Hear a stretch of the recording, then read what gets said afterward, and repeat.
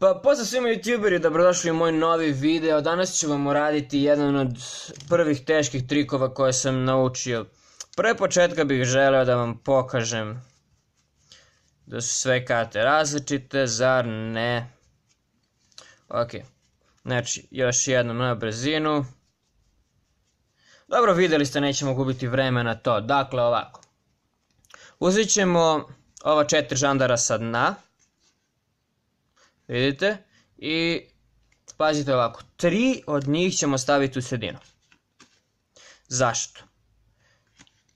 Pa zato što su ovi žandari, verovali ili ne, kanibali. Sada su poslata 3 da nađu žrtve da bi oni mogli da se nahrane, zar ne? Pogledajte. Naravno, svaki od njih će se vratiti kući. Što uopšte nije čudna stvar, zar ne? Sada ćemo uzeti ova 4 žandara i naravno svaka od ta 3 koji su bili je doneo žrtvu. Znači žrtva ide preko žandara i onaj sa dna ide preko žrtve. Ponovo, žrtva ide preko žandara i žandar sa dna ide preko žrtve. I žrtva ide treća žrtva, odnosno zadnja žrtva ide preko žandara i žandar sa dna ide preko žrtve. Pa ovako, youtuberi. Stvar je u tome što su oni doneli žrtve da bi ih pojeli, zar ne? Sada, ali pre svega želeo bih da vam pokažem da naravno tu ima žrtava, da ovo ništa nije izmišljotina, zar ne? Dakle, ovako, pogledajte. Stvar je u tome što će oni pojesti žrtve brže nego što vi mislite, zar ne? Pogledajte, tu nema nikakvih dodatnih karata, možete se sami uveriti. Znači, vrlo dobra stvar kod ovog trika je što možete bukvalno dati gledalcima da provere karte i pre i početka trika. Op. Gledam u kameru, tako da mi je malo teže da pokupim stvari. Da li ovdje ima 4 žandara?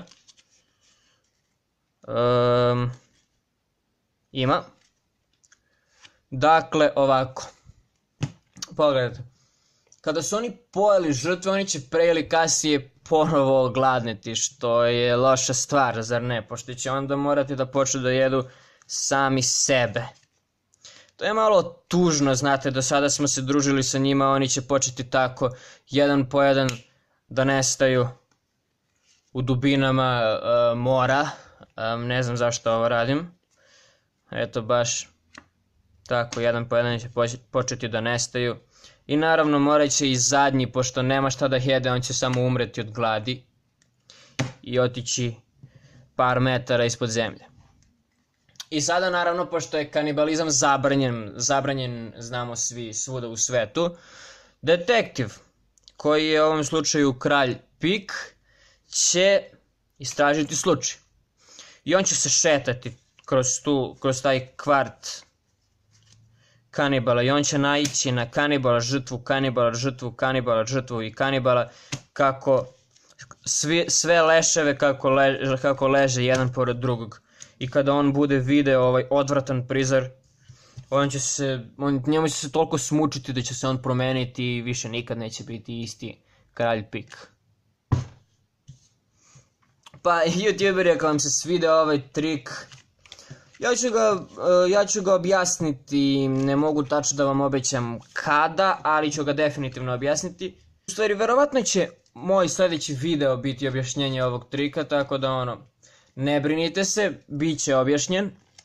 Pa youtuberi, to bi bilo to, zapratite me na Instagramu, linkovi će biti dole u deskripciji i nemam šta više da kažem, vidimo se.